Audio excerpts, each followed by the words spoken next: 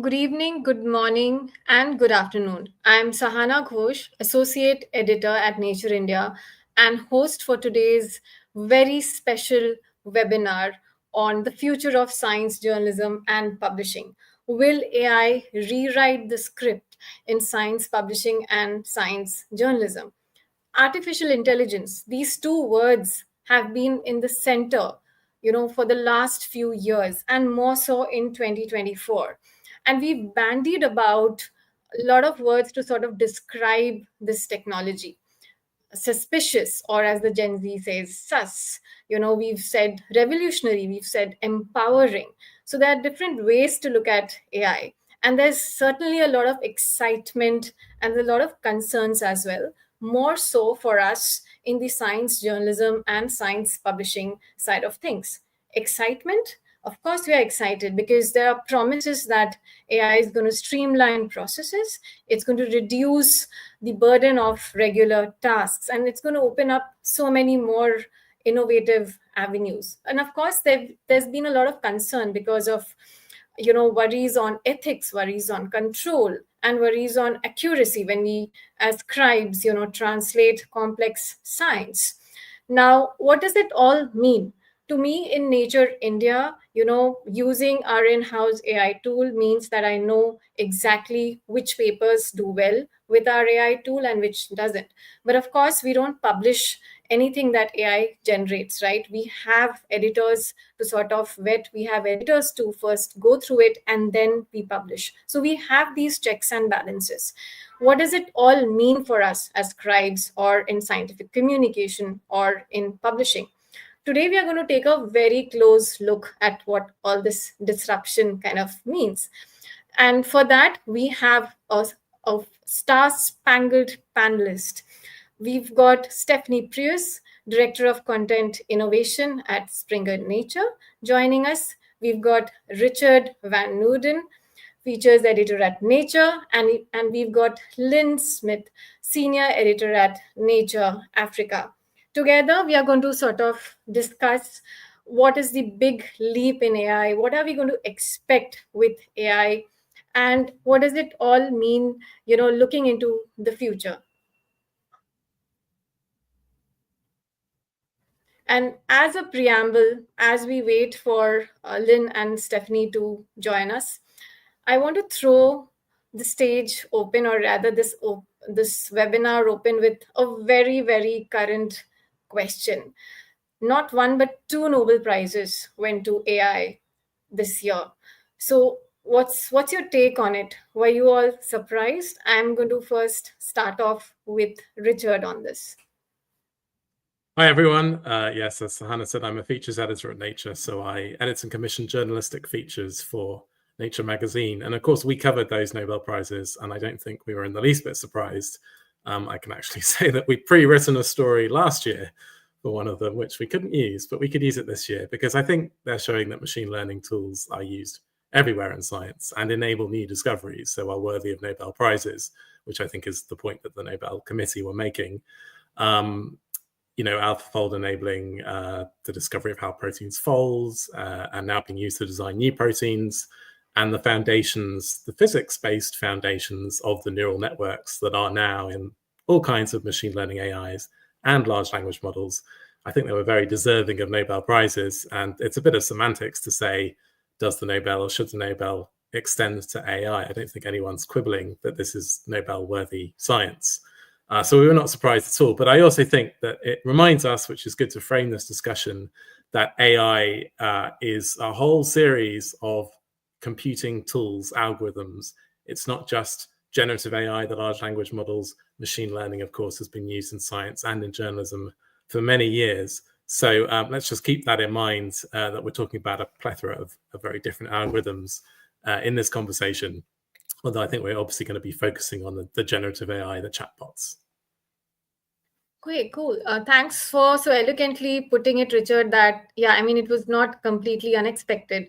Lynn, I want to go to you now and ask you, what's your take on it? Were you surprised, or did you also feel that, it's time has come? Yeah, I don't think I can really add anything to what Richard has said. I wasn't surprised. I think that especially in science, we are keen to pick up on tools that are available and things that will make research easier and more efficient. So, yeah, no, I wasn't surprised. Okay. And Stephanie, what about you? Or what did you think of that? So I think it was a very interesting, because for me it was kind of a signal that AI is not just a tool, but it really is a transformative force at the moment in science, and especially the work on neural networks. I think it's not surprising, and definitely both of them are, by the way, I agree, very worthy of Nobel Prizes. But the machine learning work, I think, is very much influencing also how science is communicated, how science is understood. And I think that therefore it's really exciting also for us as a publisher to witness that Nobel Prize. Right. And you know, it's 2024. It's still pretty new what's just happened. But I want to travel back with you all in time and ask you all, what was your first brush with AI like, right? Like, we've been using AI tools probably without even realizing that they were AI based, right? So, Stephanie, I see you first, and I want to ask you, what was your first brush with AI? How was that experience, and how has that experience evolved since then? So yeah, I think there's the ChatGPT launch is like a very prominent point in time. Before that, in 2018, we actually started developing the first scientific machine-generated book. The technology was quite different, but still, of course, it was AI. And then we established auto-translation with actually language models from German into English to increase the impact of some very good, solid German research books that we have.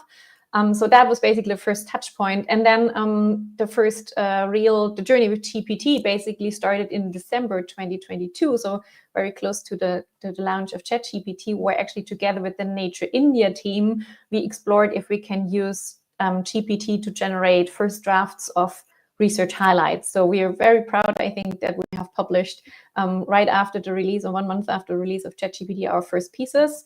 And yeah, so ever since we have scaled that across the portfolios, but that was really the very first encounter basically with GPT. Okay, so encounters of the third kind. All right. So, Richard, what was your first brush with AI? I mean, professionally, personally, whichever you want to pick. Yeah, I mean, obviously, as a journalist, we've been doing transcriptions of our interviews, machine learning to look at patterns in data sets for many, many years. But if we go to ChatGPT, I mean, it was as an editor when I was editing a piece that was explaining this new thing that was emerging.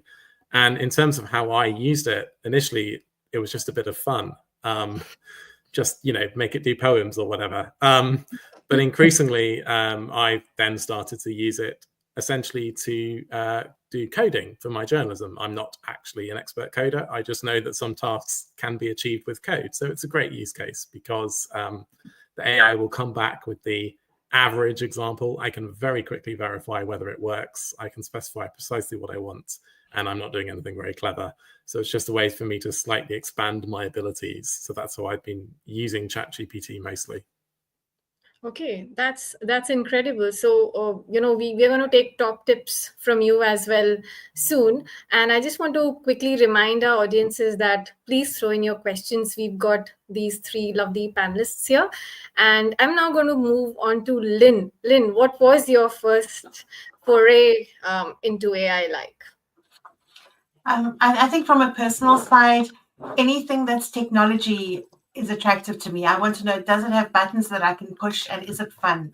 So ChatGPT, or GPT in general, was a bit like that. What can I do that is fun? How can I play with this thing? And playing with it then turned into a realization that it had a dark side. You can't trust it completely. You can put information in. I think like everybody, when you Google yourself to see what it says about you, you can Google. I chat GPT. It had a conversation like, who am I? And it came up with all kinds of amazing things that I am not. And just by playing made me realize that it's not completely trustworthy, and that's something that we really need to bear in mind as we're using it. Okay.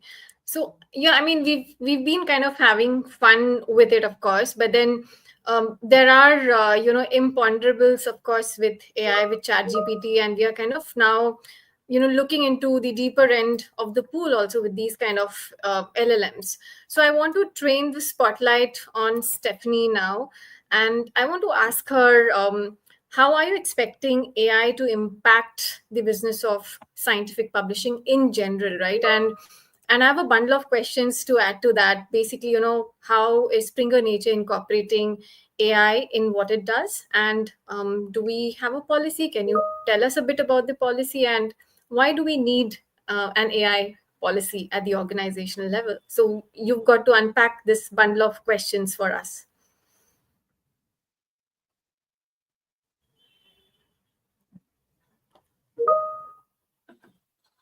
Stephanie, did you get to hear?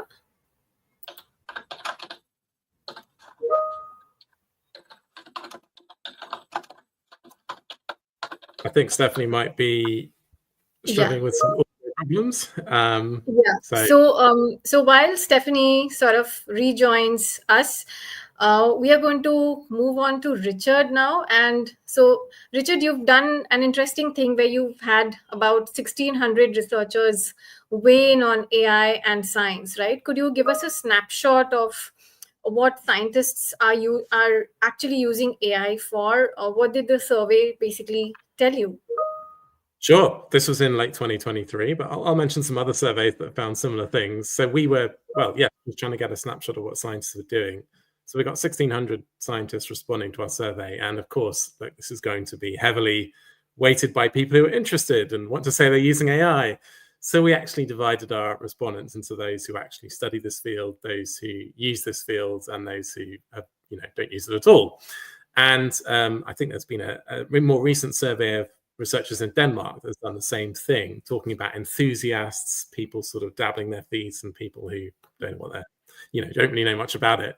So of those who study or at least use AI in science, more than sort of 40% to 50% have at least occasionally used the generative AI, ChatGPT type things.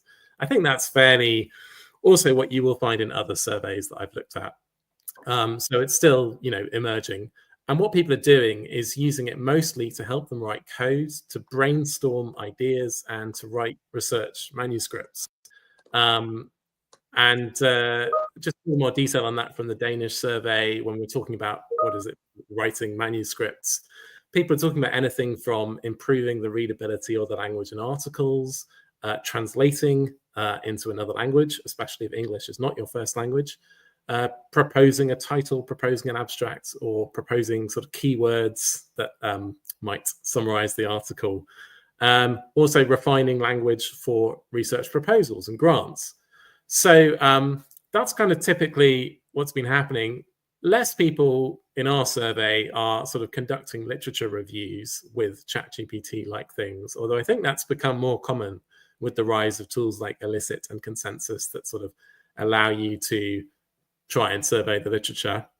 And even less common was grant applications, peer review using AI, which I think is growing, but still controversial, and making graphics or pictures with AI, which is, I think, fraught with danger. I don't think many people do that.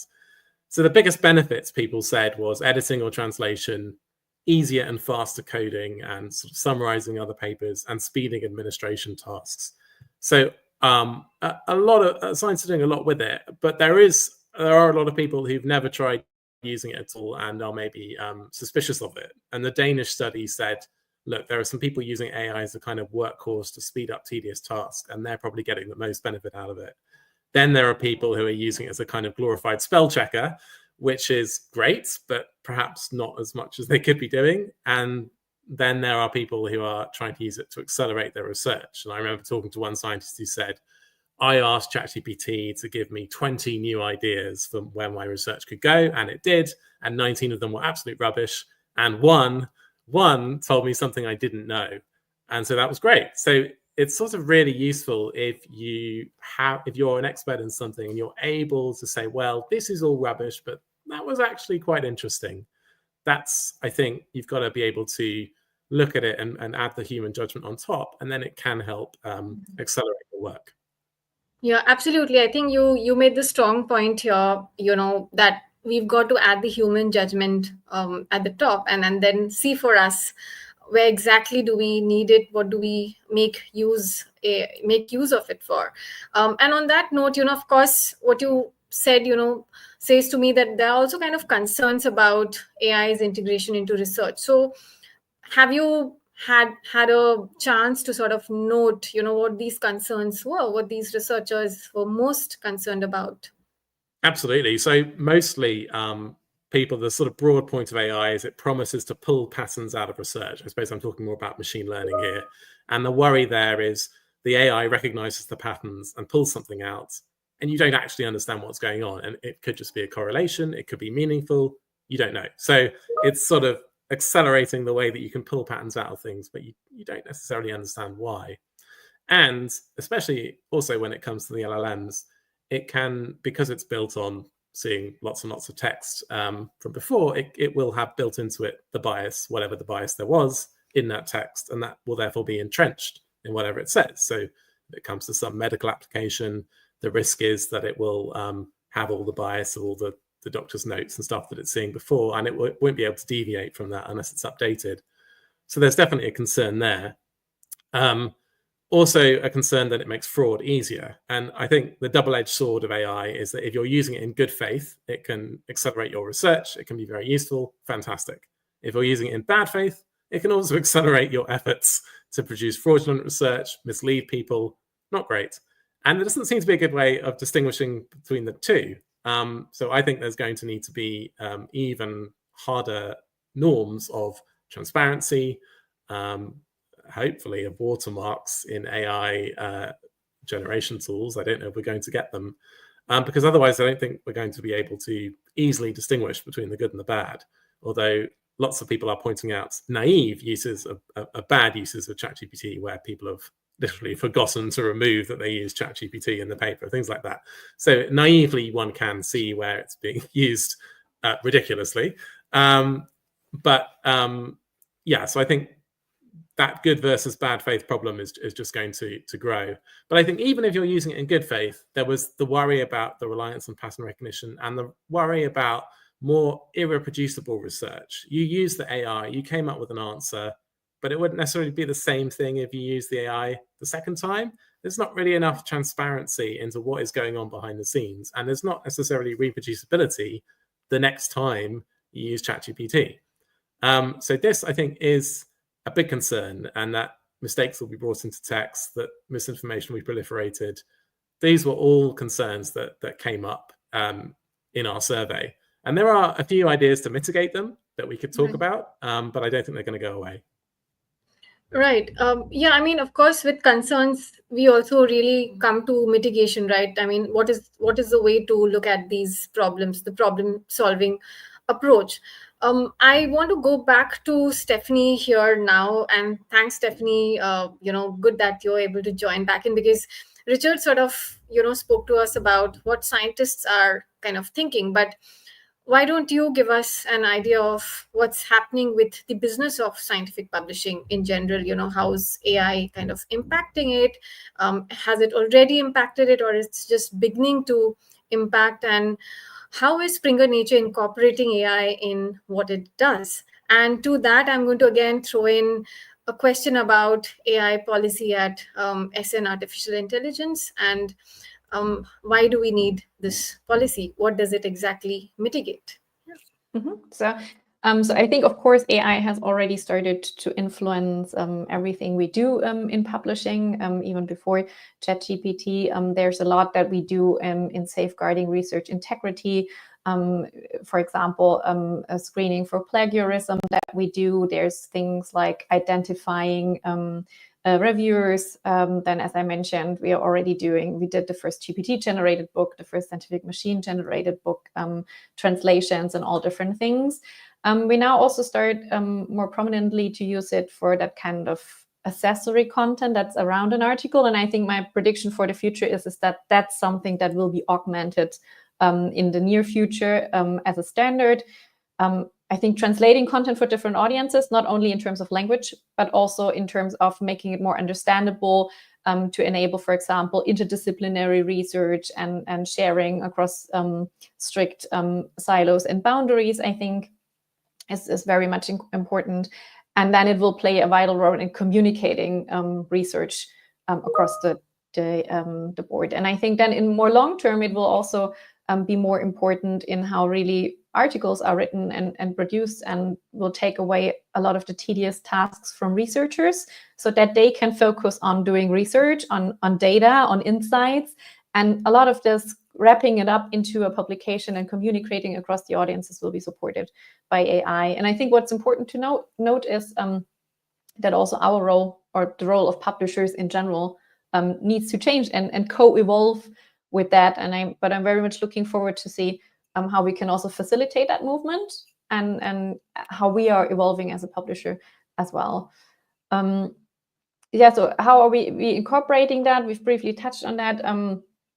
That we have a lot of initiatives that already are going on. I think it's important that our approach in the content innovation team is that we don't think necessarily everybody needs to become a good prompt engineer. So you could just say, okay, there's a trillion of AI tools and researchers go figure it out themselves and they can use, and everybody, a lot of times you get good quality if you're a good prompt engineer. If you don't know how to prompt, the quality might be poorer. So one idea would be that all researchers just become good prompt engineers. But I think probably a more realistic and feasible solution is that publishers also support with technology, so that we also evolve to be more and more a tech company and provide structured and secure solutions that help researchers to publish their work. And they will be building kind of guardrails on how to use AI, and we make it accessible, we make it safe, and we make it effective. Yeah, I mean, you mentioned guardrails to make it safe and effective. So I assume that there are, of course, concerns and limitations around use of AI in scientific publishing. So what are some of these limitations, and there are, I assume there would be specific success stories that you've also had with use of AI. I mean, you did mention, reducing the burden of tedious tasks, but could you briefly take us through, some of these limitations and the success stories in that sequence? So I think there is one big limitation, or one big issue that we are facing is that the technology is evolving quite fast, and everything we do, we want to do a human-machine handshake. So you could automate a lot of things, but we actually don't want to do that. We want to incorporate a good collaboration between the AI and the researcher, or between the AI and the editor. And I think keeping up with the pace and actually having scalability while maintaining the human oversight and safeguarding the integrity of research, I think is an ongoing challenge.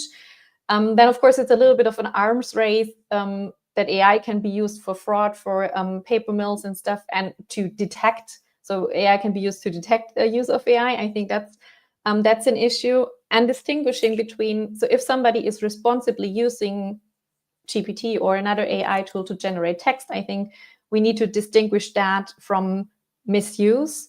And I think it's easier to detect if something is AI written or not, but making that this distinction, I think, can be a real challenge. So we have a policy that allows using AI, and I think that's very important for producing text, at least, that allows researchers to gain experiences, to explore. Like with other tools, we want them to make it very transparent, where they have used it, what they have used, and for what. But we think that it's really important, because otherwise we would either put them on a disadvantage and they can't use AI tools, or we would even encourage that they somehow hide the usage, and that brings its own risk. So I think our policies really encourage to make everything transparent, but to test and gain own experiences with AI tools. And also then there can be discourse between researchers, there can be discussions about the opportunities, about the limitations of the technology. The other thing in our policy is that AI cannot be the author of any piece, and I think that's also very important, because that really talks to that balance. And we want a human to be accountable for the content that we produce as a publisher, but also for the content that researchers produce. So they need to declare that they have used AI, and there's a clear human author to every piece. And I think that's like the centerpiece for that human machine handshake and for responsible use of AI and maintaining the integrity and transparency. Absolutely. I completely get what you're saying, Stephanie, that human machine handshake, right? And we have this policy for a disclaimer, right? And which we've been using for our content pieces, of course, on Nature India and other regional portals. And despite that, we were tweeted out once, that, look, Nature India is generating content using AI. But then I had to remind people that it's gone through a human editor, so, and there's a clear disclaimer with that, of course. So we've got these checks and balances in place for us, and this is a perfect segue also to look at translations, because both of you, Stephanie and Richard, mentioned translations quite strongly, and this gives me an opportunity to sort of put this spotlight on Lynn now, because one of AI's first applications has been automatic translation. So how is AI helping share scientific information in regions where English is not the first language, and how is it helped reach diverse audiences? So Lynn, could you take us through this, and also share, if you had worries when you sort of started out using, AI? Okay, yeah. In Nature Africa, we're working in a slightly different space to Richard or Stephanie, in that we are, the people that write for us are journalists, and we are, something that we've always done is translate the science for a wider audience. Translate in inverted commas, so putting it into much more accessible language, making sure that the accuracy remains, but that the science is clearly described. And I had a look at the people that write for us and realized that only one of all the people that are writing for Nature Africa, only one of them has English as their first language. So they're all working at some level of difficulty to try to take science and make it accessible. They first have to make it accessible for themselves. And ChatGPT, or just general GPT, has really helped with that. I've seen that with the writers that we're working with, the understanding of the papers has increased. The research highlights, we're seeing a greater understanding, a greater grasp of the papers, but we have to balance that with the fact that this is a tool that isn't always accurate. So I think that's the danger probably is slipping over into accepting everything that it says as gospel, and it isn't. You have to still think about it very carefully and think about your audience in a way that a tool can't. Yeah, absolutely. And I also believe that, we've also, in regional portals, of course, we've also got to balance the precision and cultural context of our stories, right? Because these are, again, region-specific science that we are talking about. So how does Nature Africa balance that? How do you balance the precision and cultural context in scientific translations? And do you have any specific examples or insights from the way that you sort of look at this as well? And have you figured out more limitations as you sort of expand your use of AI at Nature Africa? Yeah, so one of the things that we use AI for is translations into French. All of our stories are written in English and in French, and none of the editorial team speaks French. So it's something that, something like DeepL is really useful for us to translate an article once it's been subbed. It goes through a translation process, but we soon realized that it isn't accurate. Some words can be translated literally, and it isn't suitable for a scientific context. Or they can be translated, for example, in South Africa, there's a province called the Free State, which in French is just translated as a free state, not as the name of a province. So you've got to do it slightly differently. And their words, necessary and essential, are two words that our French proofreader told me that those are words that are translated in a very literal way, but it's not the way that a French-speaking person would speak. So we have to watch those kind of things. They're bringing in, making sure that we have a real French speaker that takes a look at everything that we do, and sometimes the translations are almost perfect, but I'd say probably about 70% of the time there are these little tweaks that would be giving a message to our readers that we are not really taking them seriously enough. We're just using a tool and not being aware of the culture or the context. So it's really important to have a person on the other side that's checking all of these things for us. Yeah, I mean, for us in Nature India, of course, we've also faced similar, issues, and we've solved it because we've got the human-machine handshake very much in place. Because words like remittance, right? The context that we use that in India could be different in other regions as well. So I think when we use AI to sort of generate a story, and that context is missing, right? So we need to put words in the right places. We need to use the correct context, and that's where this human judgment kind of comes in. And I have this one other question for you all, but before that, I want to remind the audience again that if you have questions, please put those questions up for discussions and we'll take it into consideration. And one thing that I was really curious about, you've spoken about use of AI in various ways, and you've spoken about your first brush with AI. But what is the biggest misconception that you think we have about AI in journalism and publishing, and how can these industries better educate their audiences on AI's role in these domains, and of course our potential? How do we also engage with our audiences in our use of AI? So I'm going to put the spotlight on Stephanie here first. Stephanie, if you would like to have a go at it. Yeah, so I think one of the biggest misconceptions is probably the hype around large language models, so that it's now the one solution, the one technology for all the different tasks out there.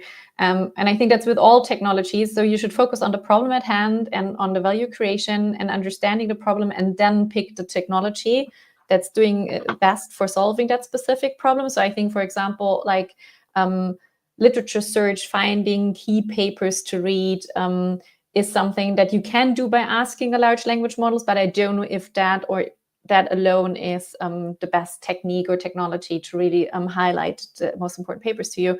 And sometimes it might be, for example, a clever combination of technologies. So I think for us as a publisher, it's important that we amplify different voices and different perspectives in the field of AI or generative AI. But I also think that we need to encourage experimentation within researchers and within journalists and within our own staff and editorial, because there's a lot of things. I mean, you can read things and that's important, but I think a lot of the opportunities and limitations are better understood if you experience themselves. So if you really test the tools and try the tools, and so we encourage our internal stuff, but also we work together with researchers and try to encourage other people to make their own experiences and get their own understanding about the limitations. Right. And I think what you said is very important, is how do we pick the tool, right? We really need to understand what exactly we are using it for first, before we just randomly assign a tool to a particular task, right? So I think that's a very important piece of suggestion here. Richard, if I were to come to you next, what do you think is the biggest misconception, and how do we educate or how do we inform our audiences better about these misconceptions, and how do we engage better with our audiences as we use AI? Well, I think I would say too, and I'm not sure if everyone watching will think these are misconceptions, but I think one is that, and I don't consider the ChatGPT or AIs to be thinking or reasoning. I consider them to be, creating a document of plausible responses to prompts. And what they can do is incredible, but I don't think it replaces thinking. But I know some people might disagree with me on the semantics there, but I think it's important to say. And I also think there might be a misconception that, what AI is going to do is it's going to replace journalists. Talking about scientific journalism here, it's going to be writing our articles for us. And so far, I think the experiments have shown that people find this very unsatisfactory. There have been some examples. I think Sports Illustrated in the journalism domain contracted with a company to have AI written material, and it was very unsatisfactory and quickly found out. So I think that it has to be really more of a partnership between the journalist and the computer model. And that should hopefully speed up the journalist's work. And I actually think the best use of AI in journalism is going to be behind the scenes for something like I mentioned, for coding, for tagging articles into different content buckets so it can reach the audience that wants to see it. Things like that, which is sort of repetitive tasks that, you know, there is a solution out there and it's just quicker to use computer tools than to do it yourself. But I do think that writing an article, I haven't used an AI to write an article ever. And when I've sometimes tried to use an AI to summarize another piece of journalism or something like that, I don't find it hugely satisfactory. I find it satisfactory for a quick skim. What's this article about? But in terms of really getting into the essence of what some article says, I think I can make a better summary. And so I think I'm slightly more optimistic than I was maybe a year ago about AI putting journalists out of work, because I think that there's quite a lot that it is not good enough at replacing. Now, I have heard from Reach, which is a big UK-based publisher of journalism. Right. They are starting to use AI in a big way. For example, rewriting press releases, and the journalist quickly looks at it and the press release goes out and it is labeled as AI written. And this is supposed to free the journalist up to do more complex tasks. I think there are question marks about whether the journalists are actually being freed up to do more complex tasks. And I think there are also question marks about whether the public wants to read these sort of AI written press releases. But there is some value out there, you know, if there's some minutes of some local council meeting or something that would never otherwise get noted, it sort of does feel useful to be able to have AI summarize that, put it out, to have more content out there. I think the way to be really clear about it is everything has to be really clearly demarcated as to what actually happened in the production of this content. And I don't think it's going to be clear enough in future to say AI was used. I think to be fully transparent and to sort of gain trust, we're going to have to actually start to have sort of more of a sort of general methods thing of like, if you want to know how AI was used, here's how it was done. And I think that's the only way to maintain trust. Otherwise, I think we're going to be starting to get more suspicious that, you know, everything was done with AI and there wasn't any thinking behind it at all. Right. I think the story behind the story here is very important. You know, how did we really generate this piece of content? You know, at what stage did we use AI, and at what stage did the human judgment come in? So I think these are very important considerations to make as we sort of look to, you know, innovate using AI. Lynn, I'm going to train the spotlight on you next. You know, what do you think is the biggest misconception about AI? And you interact with contributors, with writers. So have you also heard, you know, concerns or questions from them? Yeah, I think really what Richard's been saying, I would agree with that. I think that the misconception that AI is going to take our jobs and that people are becoming more relaxed about that is true. But I think also that if we look at the history of journalism, we've had these big changes over time where everybody thought, well, that's the end, they're not going to need me anymore. And it's proved again and again that you need the human touch, you need the human interpretation. But I think the thing that worries me the most is that the general public, as AI gets better, gets trained more and becomes more efficient, it's going to be harder and harder to recognize whether or not AI is being used. And I think for me, that's the biggest danger. We need to, because if you can't recognize that it's AI, you can't necessarily recognize when something is not true. And so the danger for me is in that we need to find a way to consistently make it clear that this is AI and this isn't the AI, and that's not something that all of our journalist colleagues are going to do. You know, it's going to be very easy for something completely false to be published, and that really is the biggest worry that I have.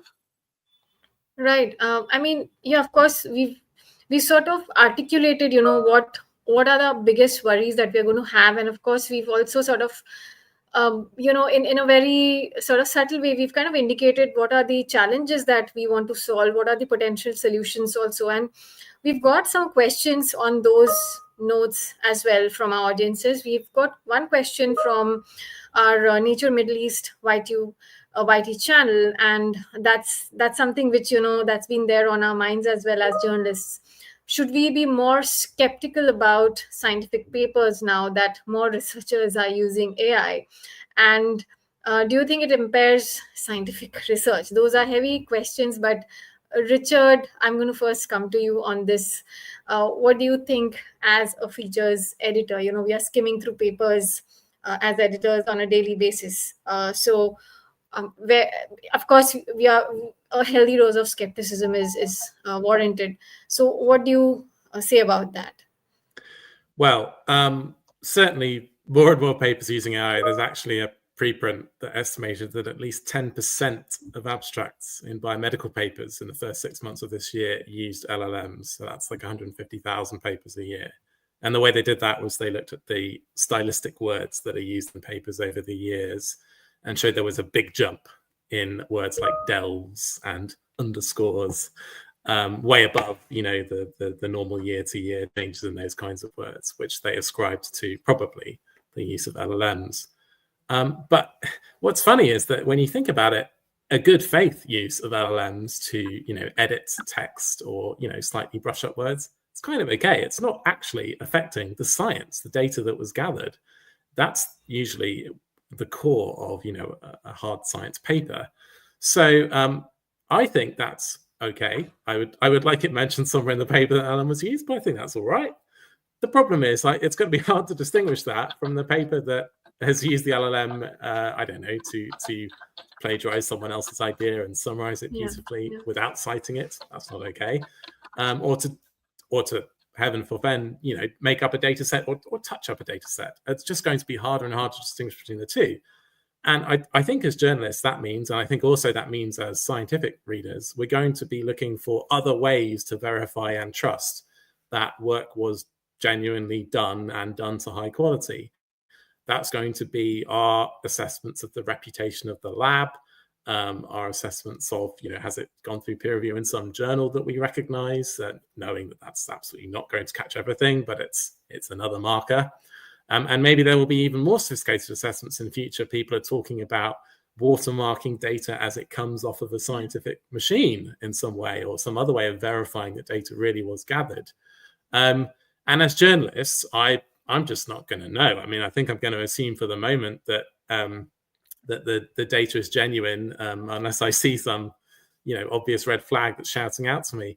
But also, I think as a journalist, I'm going to be like talking to and emailing with the scientists. So I hope I will get more signals from that about whether they are trustworthy. I'll be looking at their publication record, and I'll just hope to be able to suss out any flaws. And of course, I'm asking for other comment on papers that I'm writing about. But I'm sure someone is going to get caught out by some fake, because it's going to be possible to make quite convincing fakes now.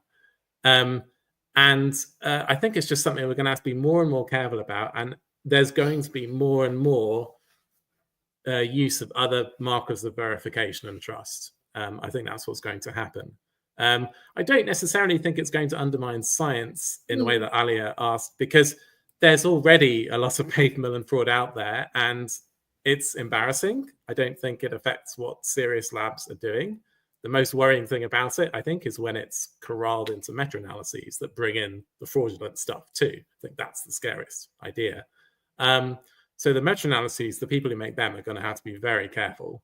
But otherwise, when it comes to advancing the frontiers of science, I don't think the lab's doing that work. It's already quite hard, and I don't think it's going to be more or less impaired by the use of AI. I would hope that it would be accelerated. Yeah, I mean, different markers of verification. So I think this is at its essence the hallmarks of good journalism, right? Like we corroborate evidence, right, from different quarters, and I think that's going to be, the mainstay for us, even if papers show up with a lot of AI use. So that's basically what we want to reiterate, that human judgment here is, of course, very essential, and we are probably communicating with the researcher in question, of course, right? Either email or through chats or through calls. Lynn, would you agree to what Richard said, that yeah, we definitely need different markers of verification, and we kind of anyway use it, so we need to just make sure that we have those locked in, even if papers are getting published and there's like, they're kind of touched up a bit in terms of language or writing in terms of AI. Yeah, definitely. I think that it's always vital to speak to the researchers directly, and if possible, to speak to others who weren't involved in that particular study to get their opinion on it. It's just making sure that we don't abandon the basic tools of journalism. We don't abandon what makes good journalism and become lazy. Let AI answer questions for us. So I think it's really important. It's just something that we're emphasizing again and again. You can't take the human out of the story at all. Yeah, and there's been a lot of other questions also that we've received. I'm going to quickly sift through and sort of shortlist some of these questions. We've got a question on, are AI technologies really accessible for researchers in the global south? And isn't there a risk that access to AI will add to the existing advantage of some countries in science? Both Richard and Lynn, I'm going to come to Richard first. Did you get any of these kind of questions out during the surveys, of course, or did you also get any inkling from researchers from the global south about use of AI technologies? Well, I think the main thing was the translation. I think that was the main way that researchers said it would help them, because if English isn't your first language, you can now use AI to help understand other papers better and also write your own papers better. So I think to me, that was just the clearest thing. Otherwise, I don't think I'd highlight anything other than that. And Lynn, have you sort of also thought of this, or have you had conversations with researchers also about this, accessibility for researchers in the global south, accessibility to AI? Yeah, I think that what it's done is that it's allowed people to get summaries of papers that are quite often behind an institutional paywall, and to use it as a tool to follow up, to find out who wrote the paper and to see what's out there. I think from a science writing perspective in the global south, the thing that often is a restriction is the stories that are behind the papers that are behind paywalls that people don't have easy access to. So ChatGPT, as an example, gives access to it by giving good summaries, which you can then follow up with the researcher directly. Right. We've got some other questions too, and one of them is, as AI continues to develop, what tools do you think we are going to be using? If you have, a prediction, Richard and Lynn, we've lost Stephanie now, but if you have a prediction or the kind of tools that you both would want to use, what would that be? Well, certainly everyone in AI is talking about this idea of AI agents. AI is doing automated tasks for us, booking trips, sending emails, maybe even putting in grant applications. And I guess this is going to happen. And I think it's just vital that it's been transparent. I think it's fine to say, my AI agent did this for me. Fine. But I absolutely hate being misled. So I think that's going to be the near-term next step. I think that we're going to get increasingly used to automated research summaries, automated research articles, and I think we're going to make our peace with them. I think it's going to be fine. I think we're going to see more use of sites that say, here's the same article, but explained in new language or explained in terms that a non-expert could understand. And we're just always going to have to be aware that this stuff is, take it with a pinch of salt. It's not necessarily going to be perfect, and buyer beware.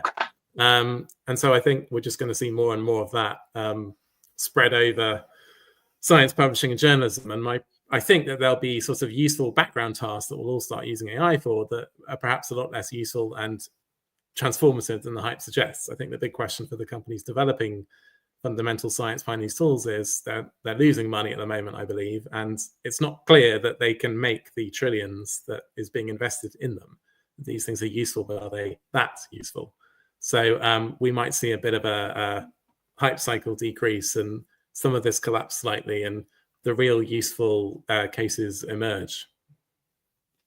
Right. And as these useful cases emerge, Lynn, what is your take on potentially your favorite tool, or something that you would personally like to see come up? I think that as the dissemination of news has become more digital, journalists have had to become much more generalist. They haven't been able to really focus on the core of being a journalist. And what I'm hoping is that with AI doing some of the automated things, it'll free people up again to be good, solid beat journalists, just to focus on a subject, to get to know their audience, to get to know their sources really well, which I think we've seen a decrease in quality of journalism as journalists have been expected to do so much more than just be journalists. So I'm hoping that the pendulum will swing back again with AI. Right. And you've brought back, journalism and quality of journalism back into the conversation. So I have to ask this because this has been been asked around quite a lot. What skills or expertise do you think professionals in journalism and publishing will need to stay relevant in an increasingly AI-driven landscape? So both Richard and Lynn, and both of you are editors, commissioning articles, of course, and also writing. So what would your suggestions be? How do we stay relevant? How do we stay the course with AI? Well, I just try and take courses on and see how other journalists are using AI. There's actually a great resource. I don't know if we can share the link of examples of how newsrooms have used AI. And just reading through those case studies is extremely useful to me. People talked about prompt engineering, just being aware of how to use an AI, a chatbot, effectively, being very specific about what you want, giving an example, rather than just, effectively typing and answer this question for me, which might not get you the best response. So for me, it's a question of sort of professional upskilling, just being aware of how other journalists use it and take what's useful for you. And I think that's all there is to it. I don't think one needs to, for example, be able to learn how to code brilliantly in order to be a journalist. But I think one does have to know, well, what can coding do? Have I seen example use cases of it? Then you could ask the AI, I've got this, I want to do this. Can you help me along the way? Maybe if it's very complicated, you need a professional to help you. So being aware of what's possible is more important than being able to actually, from scratch, do the whole thing yourself. Right. And for example, I've got an interesting use case here where, I've had to decipher patterns, in a particular data, right, in an Excel sheet or something. And then I've used ChatGPT to sort of ask the question, what are the anomalies, or, what is missing in this data? So, and then I've corroborated it with the research, of course, and it's sort of matched what the research also says. So it's been quite handy in terms of analyzing these supplementary sheets that come with research papers, and some of the story angles are kind of hidden in the data sets in supplementary sheets. So for me, that's worked out, but of course with the caveat that there's always a human judgment, human machine handshake to it. I want to go to Lynn. Lynn, how do we stay relevant? What is your top tip for scribes, out there? I think always just not to be complacent. You have to keep pace with changes and not be afraid of them. We've seen journalists over the years some really good journalists that have fallen by the wayside because they've become frightened by technology or tried to cling too closely to the way things were before. I think that our job is to not just interpret what's happening for the rest of the world, but to be flexible and to embrace it ourselves. use it ourselves, play with it. To get back to what I said in the beginning, have fun, play with it. And you're not going to break it, but if you play with it, you'll learn how to use it, and you'll learn how to make the best of it. I think there's a really interesting analogy there. Sorry, if I can jump in with what you said, Sahana, about using journalism to sort of scrutinize a data set and what might be happening in peer review, which is increasingly people don't like the idea that AI is going to do peer review, because how can AI do that judgment? But that's not what people mean when they talk about AI peer review. They actually mean the kind of thing that you're talking about, Sahana, which is, can you just, look at this data set and tell me if there appears to be sort of something weird going on, or has everything mentioned that you would expect to be mentioned in an article of this type, which is sort of much less exciting and cool when you think about a question like that. But you can start to see how ChatGPT or another tool could start to actually usefully answer that question. So it's sort of like being another journalist, and it won't therefore replace scientific peer review, or for journalists, it won't replace asking an expert, well, what's right or wrong with this paper? But it is actually a genuinely useful first pass kind of tool that could catch quite a lot of stuff. Right. And, catching quite a lot of stuff, of course, is also, it's going to come in handy. We're going to have AI tools to detect plagiarism using AI. So AI beating AI to it, if it comes to that. But then there's also question of research metrics, right? So there's a main issue with research metrics, and AI might help rig those. There are concerns about that as well. So will that affect researchers and their access to resources? What do you think about that?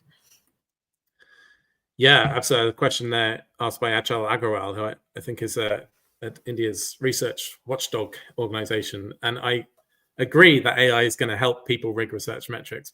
Some people are going to be publishing a lot more.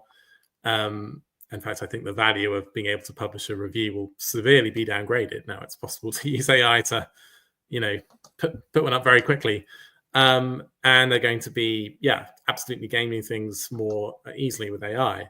I think that what that is going to mean is that we're going to start to realize that these signals, these metrics, are going to become less and less relevant and useful, because it's going to become more obviously absurd that, scientists that everyone knows are great and respects and are battling frontiers are not on these lists, and other scientists that no one's ever heard of are on these lists. So I think we're just going to have to fight the fight of calling this out as and when we see it and saying, well, this is a bit weird, isn't it? What's going on here? And gradually showing that these, charts and tables of these metrics are becoming more and more ridiculous. And eventually, hopefully, these people who create these metrics will change them. I already know that Clarivate, who do this most cited researchers list every year, they've put in a lot of controls. I'm not sure how effective they are, but they've put in a lot of controls to try and not have absurd results, after articles pointed out that there were some very silly results in what they were doing. So, the journalism there is helping to basically change the way these metrics are done. The fundamental problem, of course, is that if the academic establishment thinks these are good metrics at all, that these are good ways to judge scientists, and that is that's up to the academic establishment to change or modify or be more subtle about. Perhaps by asking scientists, what's your 5 best pieces of work, rather than, how much work have you published or how many times have you been cited, which is becoming less and less meaningful. But the journalism just keeps needing to point out the absurdities of poorly applied metrics, poorly applied AI, to push people to do it better. All right. And Lynn, would you want to add anything to what Richard just so elegantly explained? No, I think Richard, as you said, explained it really eloquently. Okay, great. But we did talk of, using AI also to have fun. And there's, simply what we can see is there's a lot of use of AI.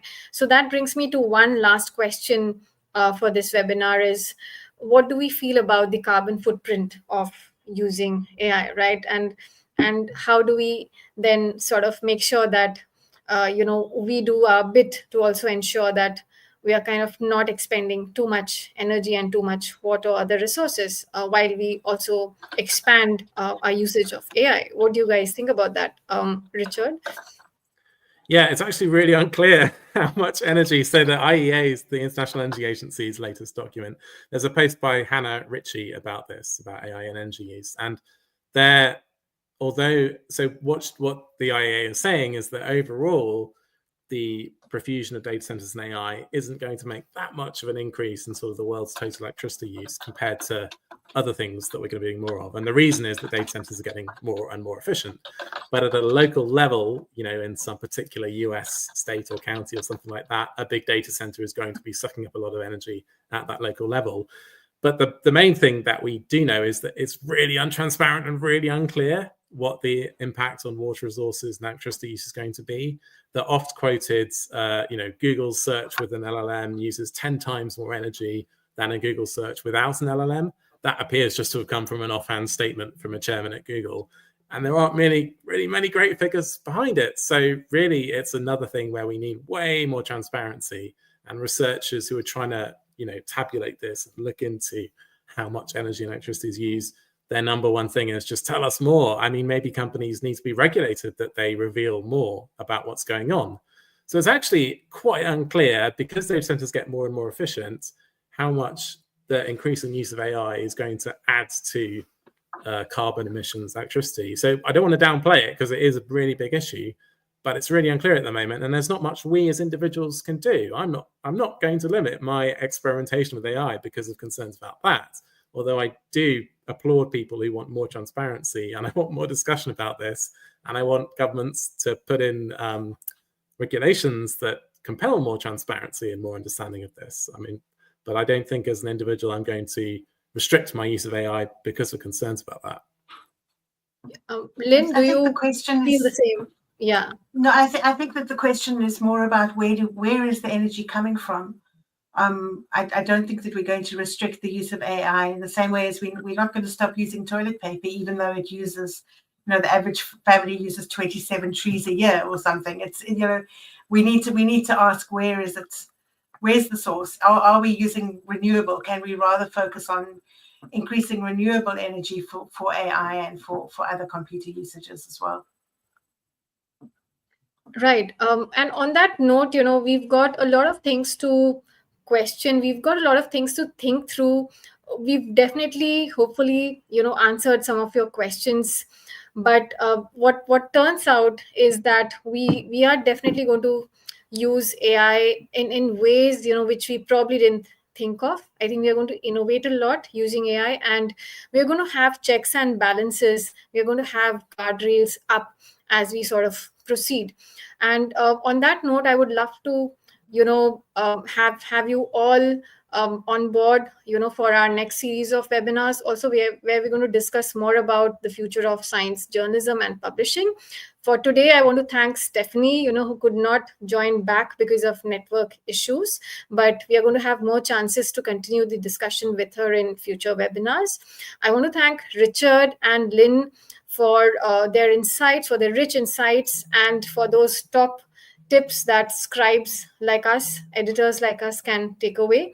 And on that note, wish you all the best in experimenting and in having fun with AI. And of course, what our editors just mentioned today, let's do the human and machine handshake. Let's have that human judgment on top of AI.